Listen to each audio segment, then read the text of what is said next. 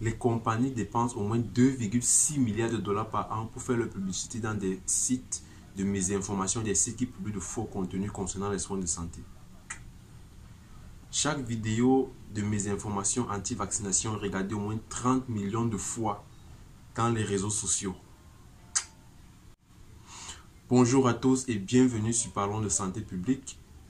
Si vous êtes nouveau sur cette chaîne, si vous êtes étudiant en santé, vous êtes professionnel de santé, vous êtes passionné comme moi par la santé publique, je vous invite à nous suivre dans cette chaîne parce que ici on parle de santé publique en général, on parle d'actualité sanitaire, on parle de toutes les thématiques de santé et on apprend davantage concernant cette fabuleuse discipline qu'est la santé publique. Donc si vous êtes intéressé par ça, je vous invite déjà à vous abonner et à activer la cloche de notification pour ne rien manquer chaque fois qu'on publie une vidéo. Alors aujourd'hui, on va parler d'une thématique très intéressante, une discipline de santé publique. Vous savez, il y a plusieurs disciplines dans la santé publique. Il y a l'épidémiologie, il y a la santé communautaire, il y a la démographie, il y a la biostatistique, il y a l'éducation pour la santé, il y a la sociologie médicale, l'anthropologie. Il y a plusieurs disciplines. Mais il y a une discipline dont on ne parle pas beaucoup et que beaucoup de professionnels de santé publique ne connaissent pas, ou ne connaissaient pas jusqu'à présent, mais qui a vu le jour ou alors qui est apparu avec la COVID-19. Et donc cette discipline s'appelle l'infodémiologie. Et dans cette vidéo, je vais vous expliquer ce que c'est que l'infodémiologie, pourquoi est-ce qu'on parle d'infodémiologie. Et je vais vous présenter ça en 3 points. Tout d'abord, on va définir c'est quoi l'infodémiologie. Ensuite, je vais vous dire quels sont les acteurs qui interviennent dans cette discipline qu'on appelle l'infodémiologie. Et en dernier point, on va voir quelles sont les activités qu'on met en place lorsqu'on travaille dans l'infodémiologie.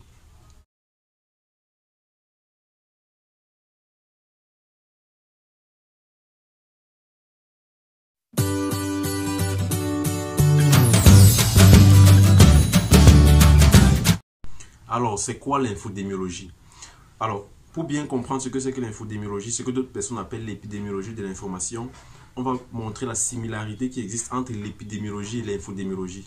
Tous ceux qui écoutent ici et qui savent déjà que l'épidémiologie, c'est la science qui étudie la distribution et les déterminants des événements de santé dans une population et l'application de cette étude pour le contrôle de ce problème de santé et l'amélioration de la santé publique. Alors, dans le même ordre d'idée, l'infodémiologie, c'est la science qui étudie la distribution et les déterminants de l'information en ligne, c'est-à-dire sur Internet, et hors ligne dans des populations et l'utilisation de cette étude pour améliorer la santé publique. Alors, vous voyez bien avec cette définition la similarité qui existe entre l'épidémiologie et l'infodémiologie, mais à la seule différence que l'épidémiologie va concerner l'étude des événements de santé, c'est-à-dire des maladies, des problèmes de santé en général, alors que l'infodémiologie va se concentrer sur l'information qui circule. Et l'information qui va circuler soit en ligne, soit hors ligne. Et on se souvient tous de cette déclaration du directeur de l'OMS qui déclarait qu'il ne s'agit pas seulement de combattre une épidémie, mais on combat une infodémie. On sait l'épidémie, c'est le virus qu'on va combattre, c'est-à-dire on va combattre un virus qui cause une épidémie, mais il s'agit aussi de combattre l'infodémie, c'est-à-dire l'infodémie qui est définie comme la surabondance d'informations qui circulent et qui inclut de fausses informations sur les réseaux sociaux, c'est-à-dire en ligne, ou alors en dehors des réseaux sociaux, c'est-à-dire hors ligne. Quels sont les acteurs qui interviennent dans l'infodémiologie? En infodémiologie, plusieurs acteurs interviennent parce que c'est une discipline à l'instar de la santé publique qui est très vaste et qui fait intervenir donc plusieurs acteurs, les épidémiologistes, les experts de santé publique, les statisticiens, les ingénieurs de données, les spécialistes en santé digitale et les développeurs d'applications, les spécialistes en sciences sociales et du comportement, les spécialistes en marketing, les spécialistes en droit et législation, les spécialistes en communication du risque et engagement communautaire, les journalistes, les hommes de médias. Et donc tous ces acteurs interviennent dans la gestion de l'infodémie.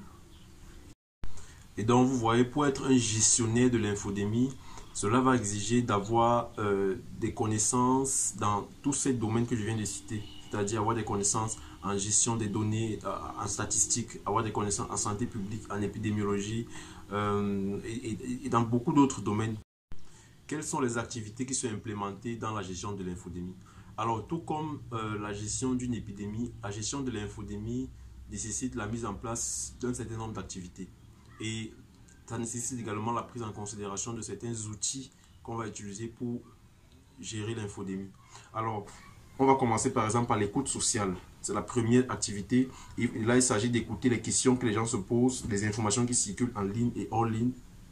Ensuite, il faut fournir les informations et les programmes sanitaires de haute qualité. Il faut intervenir par la conception, la mise en œuvre et l'évaluation, promouvoir et soutenir la résilience, le comportement sain et l'engagement communautaire. Enfin, renforcer la préparation, la planification, la politique et le système.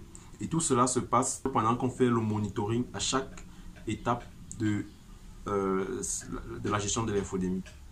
Alors, c'est tout pour cette vidéo. J'espère que ça vous a permis d'apprendre davantage sur cette discipline qu'on appelle l'infodémiologie.